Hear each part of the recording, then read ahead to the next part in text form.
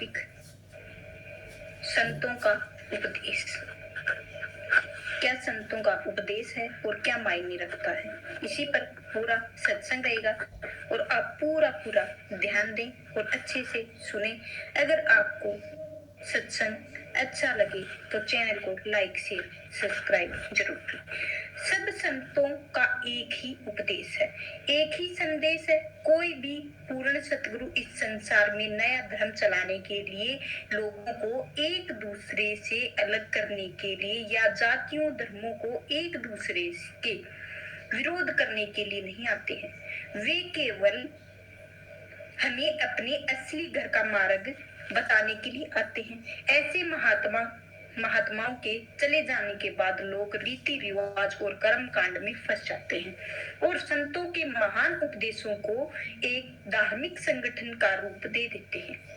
तब हम हठधर्मी बन जाते हैं, आपस में लड़ना झगड़ना शुरू कर देते हैं, संतों के असली उपदेश को भूल जाते हैं। तो संत इस प्रकार में अपनी इच्छा से नहीं आते हैं, उन्हें परमात्मा परमपिता नियुक्त किए करके भेजता है।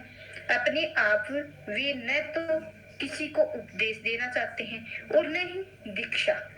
जब प्रभु चाहता है तब वह खुद ही सतगुरु को भेजता है ताकि वह प्रभु की चुनी हुई आत्माओं को इकट्ठा कर सके। ईसा मसीह ने कहा है, मेरे पिता ने मुझे भेजा है और मैं स्वर्ग से नीचे आया हूँ अपनी इच्छा से कार्य करने के लिए नहीं, बल्कि उसकी इच्छा पूरी करने के लिए जिसने मुझे भेजा है। श्री गुरु अर्जुन देव जी भी संतों के संसार में आने के विषय में कहते हैं कि पूर्ण संत परोपकारी और दयालु होते हैं। वे खुद जन्म मरण के बंधनों से मुक्त होते हैं और जीवों को परमात्मा की भक्ति में लगाकर उनका प्रभु के साथ मिलाप करवाने के लिए संसार में आते हैं। उन्हीं का यही मकसद होता है कि हमें कैसे आना है और कैसे करना है। जन्म मरण देहु मही नहीं और ना ही जने परोपकारी आई, दिन दानु दे भक्ति लाइनी हरि शिव लेनी मिलाई। संत चाहे पूर्व में पैदा हो और चाहे पश्चिम में हो, वे किसी भी जाति धर्म या उपदेश में क्यों ना आए हों, उन सब का संसार में आने का एक ही ध्येय होता है, परमात्मा की ओर से सौंपी गई आत्माओं की चिंताएं और उन्हें प्रभु की प्राप्ति के सच्चे मार्ग पर लगाएं, सच्चा सुख सच्ची शांति प्रदान करें और संसार के बंधनों को आजाद करके परमात्मा से मिला दे। जब तक हम परमपिता परमात्मा से मिलाप नहीं कर लेते हैं, हमें कभी भी सच्ची शांति प्राप्त नहीं हो सकती है। तो सांसारिक दायित्व क्या होता है, उत्तरदायित्व क्या होता है, क्या आपने कभी समझा है? नहीं समझा है तो आज इसी के बारे में अभी चर्चा करेंगे।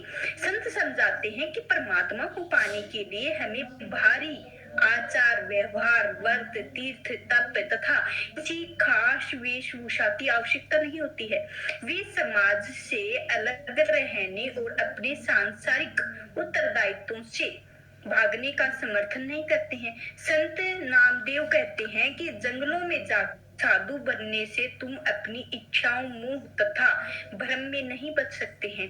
जोग न भोग मोह नहीं माया का भयो बन में बाशा। हमें एक अच्छे नागरिक, अच्छे पति पत्नी पुत्र भाई और मित्र का कर्तव्य निभाना है, लेकिन इसके प्रति अपने कर्तव्य को निभाते हुए हमें इसमें से इतना अधिक उलझना नहीं जाना है कि अपने जीवन की असली मकसद और अपनी असली पहचान को भूल जाएं। तो हमें अपने ध्येय के सामने रखना है, उस रास्ते पर चलना है जो हमें अपने असली घर ले जाए। संत कहते हैं कि हमें अपनी रूहानी अभ्यास के साथ ही अपने सांसारिक उत्तरदायित्वों से निभाना चाहिए। हमें सांसारिक में रहते हुए अपने कर्तव्य को निभाते हुए निर्बल कैसे बने, इस बारे में गुरु नानक फरमाते हैं कि जैसे जल नहीं कम कमलू निरालमू और मुरगाई नेन साणे सुरती सबदी भव सागरू तुरिये नानक नामू बक खाने। कि मुर्गा भी पानी में रहती है, जब चाहती है सूखे पंखों के साथ उड़ जाती है।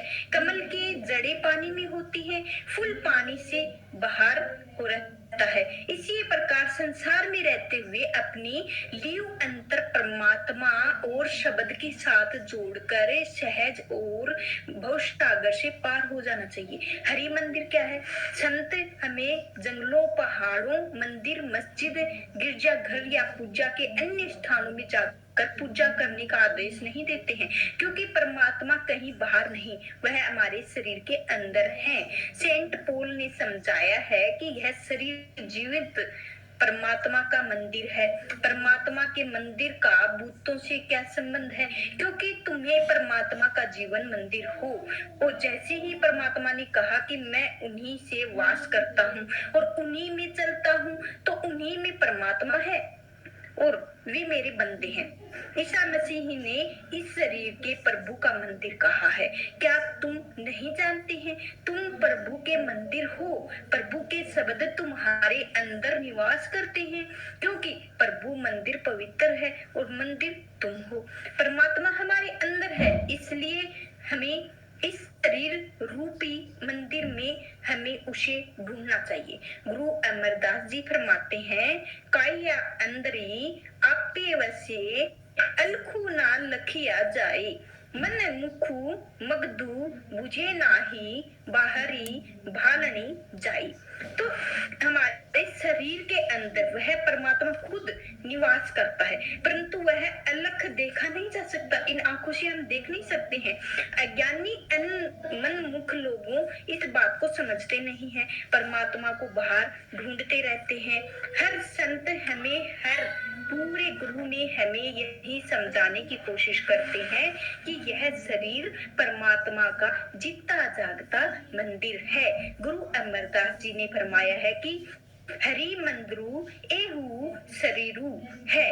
तो हरि का अर्थ है परमात्मा तथा मंदिरू का भाव वह स्थान जहाँ परमात्मा रहता है। सो आप समझाते हैं कि हमारा शरीर हरि का सच्चा मंदिर है, क्योंकि इसे खुद हरि ने बताया है। इसके अंदर खुद ही हरि निवास करता है तथा इसके अंदर ही हरि से मिलाप किया जा सकता है। हरि मंदिरू हरि साऊ साजुआ हरि वशे जिशु नाल। ऋषियों मुनियों ने इस शरीर को नर नारायणी दे कहकर कहा है, क्योंकि इसे खुद नारायण ने पैदा किया है। इसमें वह खुद बैठा हुआ है। इसके अंदर ही हमारी आत्मा नारायण से मिलकर नारायण बनाने का गौरव प्राप्त कर सकती है। हर महात्मा हमें यही सत्य समझाते हैं कि परमात्मा हम सबके अंदर है, हमें उसका अपने अंदर ही ढूंढना है।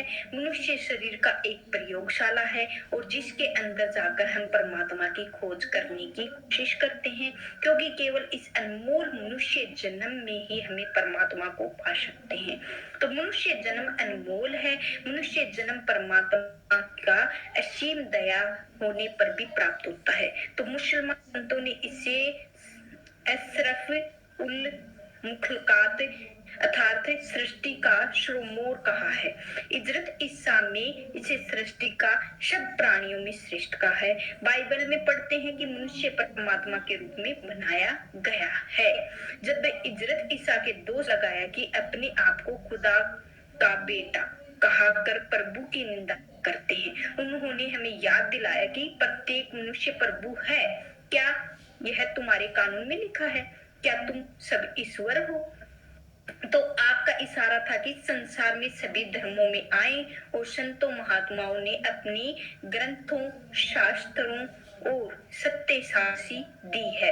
आत्मा परमात्मा का अंश है। हर मनुष्य के अंदर परमात्मा से मिलाप कर सकने में सामर्थ्य रखा गया है।